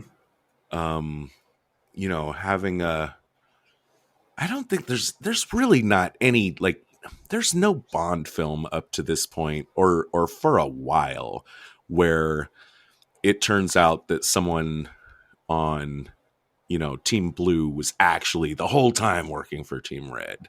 Mm-hmm. So I mean there is that, but yeah, and then further, I'll go with my worst number 2 Tradecraft here. I'm kind of packaging a few things together. This is again the prisoner, or not the prisoner exchange. It's a prisoner purchase, I guess. Right. Which is where we're gonna bring all these characters back together and then talk about the end game. But pretty much the last thing that happens here is a whole pile of wrong. Drew, Drew Carey's monitoring in the parking garage where they do the thing. Okay, you could do that. You could have done it a lot more subtly. Um, even if even if you did it stupidly, which apparently he did, in a way that Harry Palmer spots him, Harry Palmer stupidly just fucking opens fire on the guy, Right. kills him, which is crazy dumb. Mm-hmm. And Dolby just walks over, checks the guy's wallet, and says, "Oh, you just killed an American agent. Why does the guy have, like, what does it say? Fucking, does he have a badge that says CIA?" Yeah. Pretty much. I mean, well, this might be like a diplomatic immunity type of situation, but yeah, you're right. Why are you hanging out with your badge in a parking lot? You're right. Yeah. That's annoying. Yeah. If you knew enough to be here in the first place, because remember, Drew Carey basically observed the agreement Yeah. between the showy, because it was all for Palmer's benefit. We're imagining, because Dolby and Grant B are working together. Drew Carey observed them make that arrangement, so he doesn't need to be in the parking garage. He doesn't need to check to see if they do what they said they were going to do. He could just report back, like, you just report what you know. You're Right. fine. Yeah. So yeah, bunch of dumb there. And then from there, once we have Radcliffe in hand, and this is only about halfway through the movie, but I think we can speed up here now that we've kind of like established all the characters and who they are. Because up till now, at least on your first watch, like, you don't know what the fuck is going on. Like, there's really no clues that are tying in together. Mm-hmm. Finally, we get the clue once we have Radcliffe back in hand, and we see that he goes all funny in the head when he tries to talk physics. And this is our big clue of like what's really going on. A clue that the secret plot is to like erase the brains of the scientists. CIA tailed that meeting or event. CIA. I'm done talking about the CIA. Really. Here's where I'll go with this. Somewhere along the way. Now I'm going to call him Scottish guy because I memorized enough names already. But this is the Oh, you're one. talking about Jock? Jock. Okay. Yeah. He does. All right. We give him a name. Sure, Jock. He's kind of been like a buddy for Palmer at this point. Sure. Yeah. Somewhere along the way, he has magically figured out Ipcress. And by magically, I mean fucking magically. There's no connective tissue at all. You know, he just shows him this book, which is, oh God, I should have written it down. But the title of the book kinda, sorta, you could, if you squinted and thought about it way too hard, you could come out with the words, with the letters Ipcress. Mm-hmm. And how he, connected that, what they had the tape. Now he's got a book. Where did the book come from? It just really pisses me off. It's my number one worst tradecraft of the movie, just because and maybe it shouldn't even be in the tradecraft bucket. It should just be in like plot consistency. It should just be in like respect me as an audience member. It's the most important thing that happens in the film, and we have no idea how or where it happened. But he does it. He figures out that's the thing. He goes off and gets killed by somebody who's mistaken him for Palmer, apparently. Meanwhile, also somebody steals the file, and somebody kills the other CIA guy. Who is somebody in all of this? I guess it's Granby and the Soviets? Probably. I don't... But, I mean, there was so many opportunities to kill Palmer. Why didn't they just kill Palmer then? Right. Like, why are they waiting for this moment? Other than they were trying to frame him for the murder of the second CIA agent. But if that's the case, I don't understand what the framing accomplishes, other than discrediting him. But to who?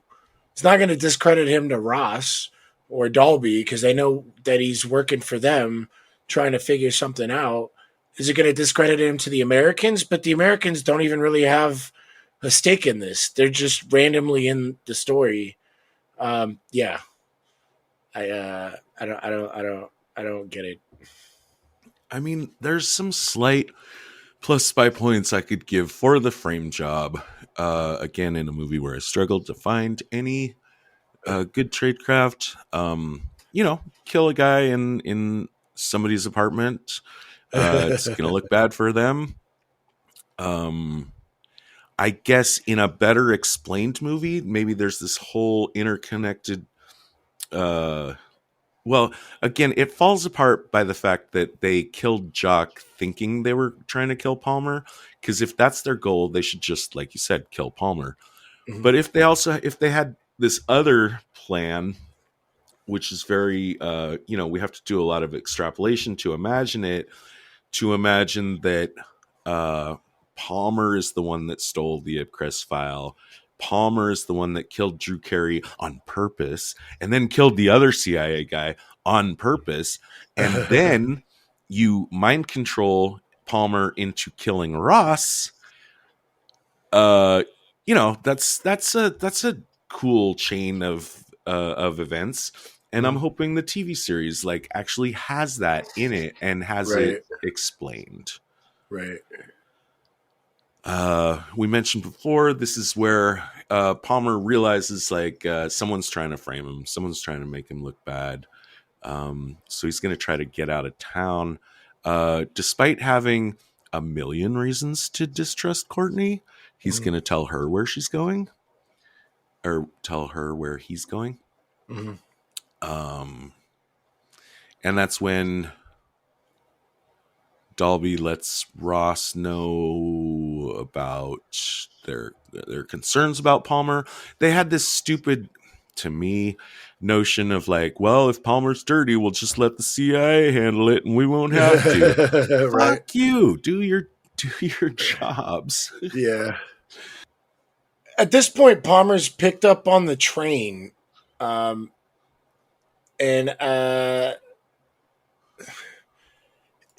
again, we were talking earlier that we were kind of angry about the movie tricking us because we probably think it's Ross that's picking him up, and then we later discover, like, of course it was Dalby.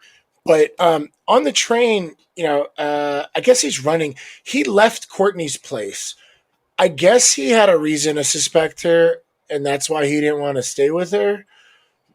But on the train, he's in his like little cubby room or whatever, and a knock on the door. He pulls his gun out.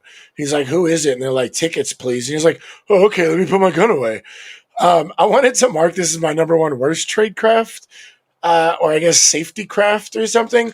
Sure. Like, yeah, like he didn't have to open the door completely wide open because now the dude just puts a gun in his throat. Like, you know, he could have slightly pulled it open and had his gun at his hip, like hidden in some sort of way. Because if it was the ticket guy, he would recognize it right away, and if it wasn't the ticket guy, there'd be a gun in his face. I don't know. Yeah, no, I agree. Yeah, It's it's pretty bad. pretty hand wavy. Yeah. But once he's abducted, we find out. He's put in this cell. We still don't know who it is. Oh no, that's right. We do see it's Grampy. They basically starve him and freeze him for the most part until he's kind of weak, and then finally put him into like this sensory deprivation box. Like, Yeah. it's just a box, and then they're projecting weird patterns on the wall, and they're playing the spacey Ipcress music, and then you got Grant B doing the old school hypnosis because with like the 40s, 50s, 60s, and 70s, like hypnosis could like just trick everybody. So he's doing the like listen to my voice and calm down and blah blah blah. And so this is when they start, I guess, the conditioning on him. But I did want to point out for my number 3 best tradecraft, we get this like montage of him like just in the cell, being ripped out of the cell, being like basically given this like conditioning treatment, and he finds this nail because all over the wall there's like chit marks and people writing words and stuff, and he finds a nail, I guess, in the bed. So one of the times that they're putting the conditioning on, he's like moving his wrists around to cut them to cause pain, which I guess breaks all hypnosis. I don't know if that was a thing back then, but I guess that's his solution. So when they see him doing that, they pad the wrists. So he hides the nail going back in and just stabs himself in the hand with the nail. So I wanted to mark that as my number 3 best tradecraft. Was they've tried to work around you using pain to break you, which I'm not sure that works, or this conditioning method works, but regardless, the idea of him like hiding a nail that he could use to like stab himself. I mean, there could be something to it in term, and I'm speak as a completely uneducated person on this topic, but people that cut themselves do it to, in my understanding, is to like establish control. Of their situation. Yeah, like when you're the one inflicting the pain, you're in control, and it's a lack of being in control that leads people into cutting. You're talking about like self-mutilation stuff. Well, yeah, I mean, no, when you were saying cutting them, because sorry, I might have like not been following. You're talking about like those teenagers that cut themselves with like pins and shit. Oh, okay, okay. Yeah, that's my understanding of it. So that kind of tracks for me. That he could use it that way, right? Works for me in the movie. Mm-hmm. But yeah, he does that. So he's got that I don't know, that element in there, and also he escapes before the conditioning is completely complete, at least in Grantby's estimation. Right. But now that he's out, their plan is to have him call Ross to the warehouse and shoot Ross. It's another of the very characteristic failure of this movie's plot that we're never given any like a real reason for them to want Ross dead. I mean, it's there. You can extrapolate it. Again, I feel like I've said for the millionth time, I'm hoping that the TV series fleshes this out better. But that's the idea. You're going to have him call Ross, meet him at the warehouse where the mind control stuff happens. Bad location for this because it's got clues, like if things don't go well. And then Dalby needs to show up before Ross so he can use the code phrase, "Now listen to me, Palmer, shoot Ross." Dalby shows up alone. I didn't like that. Ross shows up alone. Didn't really like that. Mm-hmm. And then we get the classic, which one to shoot? Should you shoot Dalby or should you shoot Ross? Yeah. And I don't know. Take us home. Well, he, I guess, deduces that Ross is the good guy and shoots Dalby. And like I said earlier, I think as an audience, we're supposed to believe it's because Dalby keeps trying to push the issue to him, and Ross has just made his like little bits of statements. I guess that's it. Like the lesson is like, don't talk too much. Yeah. Also, the lesson is, I don't know, like Palmer accidentally hurts his hand bumping against the projector or something, and Dalby goes for his gun. Like, that's right. Kind of really, yeah, really very lame, and really very like stuff that I expect from movies older than this. Yeah. Like where you can't. I don't know. It's also a kind of a villain falling from great heights. Like you can't. There's something about long time audiences being shy about seeing our hero murder someone, right? Even if it's they like deserve to be murdered or something. Mm-hmm. Like it always has to be like the villain at the last moment goes for their gun, so it was really self-defense. Yeah, right. But yeah, I don't know. It's old and I'm tired of it. Even when I see it again in a 1965 film.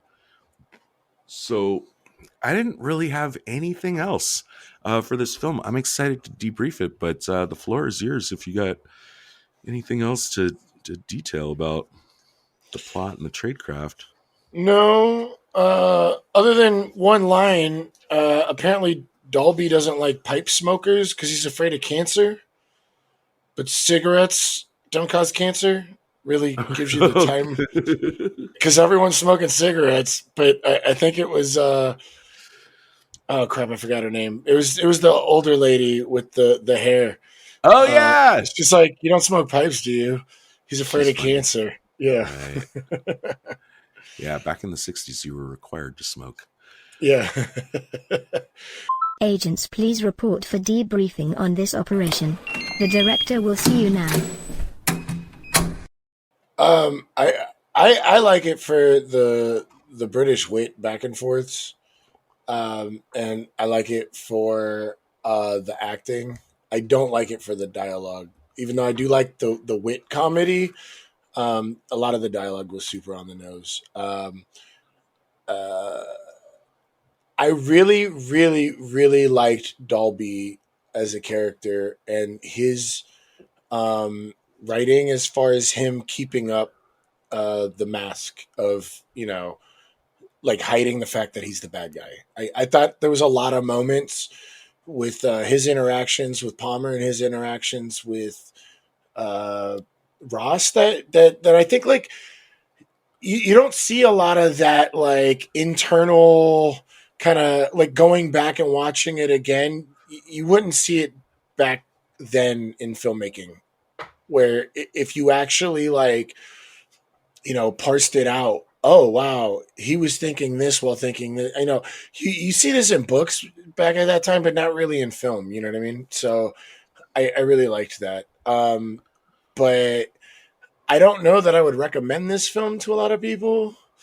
So I'm probably gonna just give it like a 3.5 star rating. Yeah, I don't feel like I need to parse this one too hard. I'm gonna go straight down the middle with a 3. Uh, I agree. There's no one out there I need to particularly recommend this to. If someone asked me about it, I would probably tell them mostly positive things. Right. If it was on and I was just chilling with my dad, we could watch it together. Uh, Plot sucks really badly. Um, but the directing, the editing, the score, I don't think we gave the score enough love. The score really it's especially in some points very noirish Mhm. in a way that I like a lot.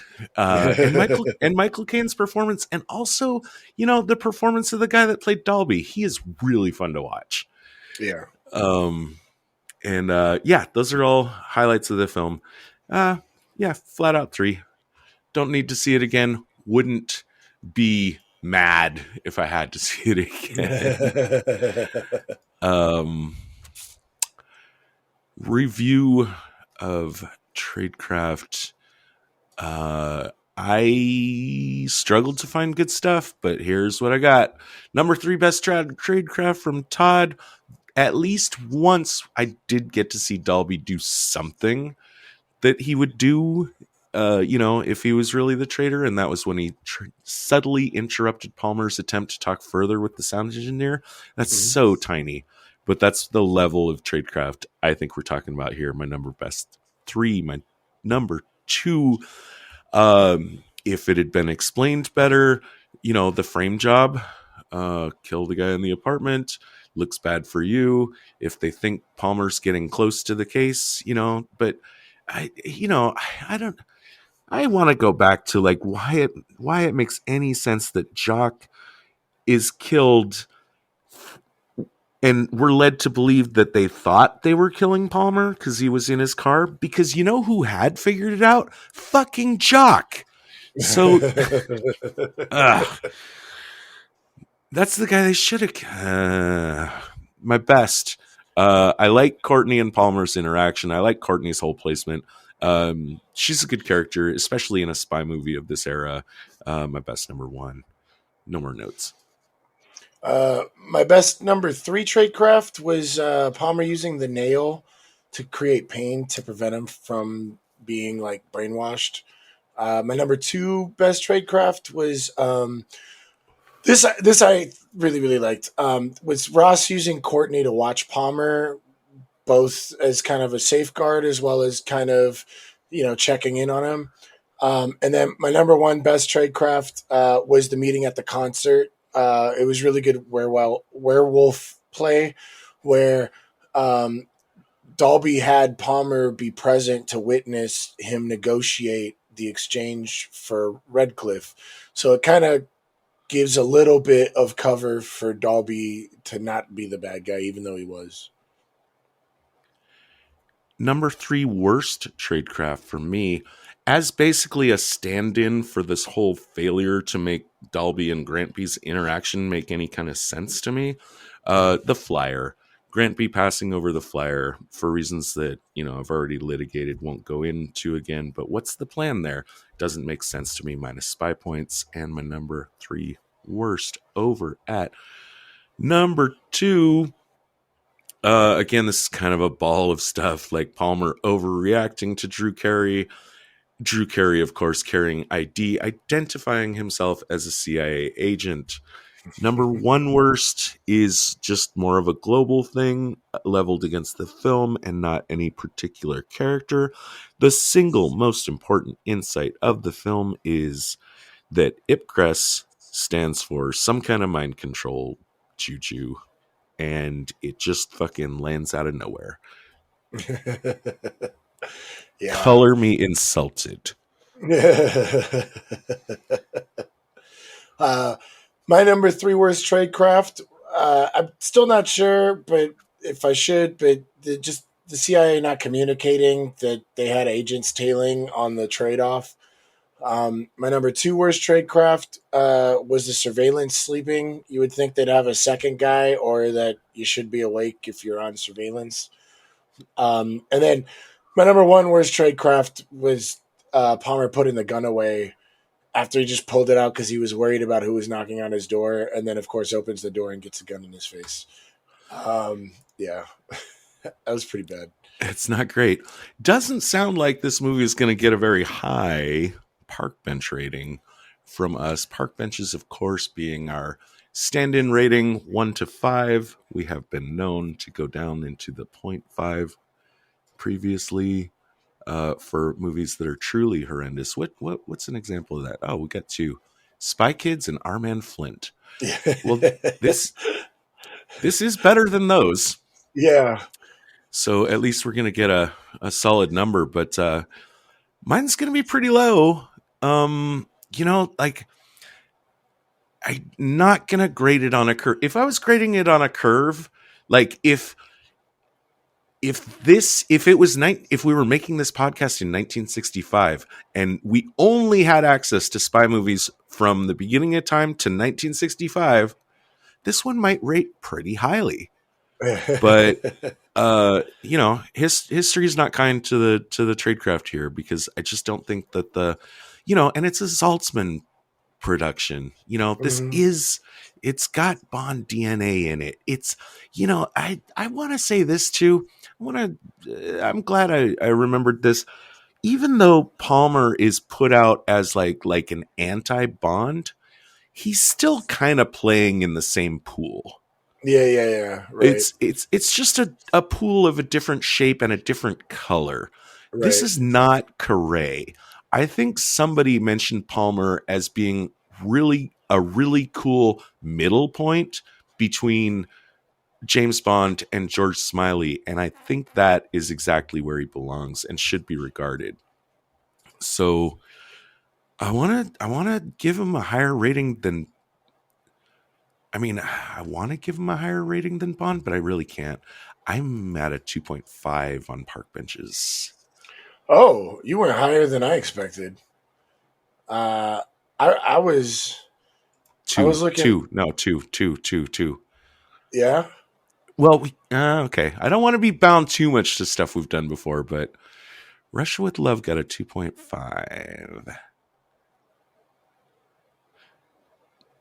But that's okay with me, because, even though the tradecraft isn't great in this film, at least it exists, or it's pretended to exist. Right. There wasn't a whole lot other than just checking up on stuff. You know what I mean? Like, oh, we should go here because we got a tip on this. Oh, we should go here and get a tip on that. Really? Well, Grant B and Dalby are doing some stuff behind the scenes. Right, yeah. I don't know. I was thinking lower. Let's hear it. I think it should be above our ones. Tomorrow Never Dies, Spies. It's definitely better than our ones. The Man from U.N.C.L.E., Mission Impossible 3. I don't know. I'm looking at our other stuff for our 2s, right? I didn't need too much. Yeah, I see where you're going with the 2.5. I don't know. I want to put this in our 1.5. I could go there. I could say 1.5. I won't argue with that. Because with La Femme Nikita and Red and Garrick, we had a lot of stuff. But in this, it was mainly just checking up on tips. You know what I mean? Yeah. I kind of want to go with a 1.5 on this. All right, let's call it. All right. And that is a movie episode, again, of Spies Like Us podcast, of course. Again, still kind of annoyed at ITV that they haven't given us a hard date for the TV series. But if you decided to listen to this first and you are doing it in anticipation of the TV series, all I can tell you is that it's coming soon. It might be the week after. It might be next week. It might. Well, no, it won't be next week. But it'll be soon. It'll be soon. And we got to try to figure out how to fill the time in between there. David, if people do like this podcast, what should they do? Well, first of all, follow us on your favorite podcast app. You can search Spies Like Us podcast, and we should pop up. Definitely let us know how we're doing. We're seeing your emails and getting back to them as soon as we can. So let us know if you love us or you hate us, or if you have any suggestions for shows or film. We have an enormous list to get through, but we'd rather know what you want to hear and us talk about. So get back to us on that. You can email us at spieslikeus.net, or just tweet us at spies_like_us, or facebook.com/spieslikeUspodcast. All right. And if you hate the podcast, tell an enemy that it's great. Protocol 9 initiated. This podcast will self-destruct in 20 seconds. The preceding transmission sampled the songs Ice Cold by Audionautix, Enter the Party by Kevin MacLeod, and sound effects from freesound.org. Attributions and links are found at spieslikeus.net. Editing by Todd Hostetler.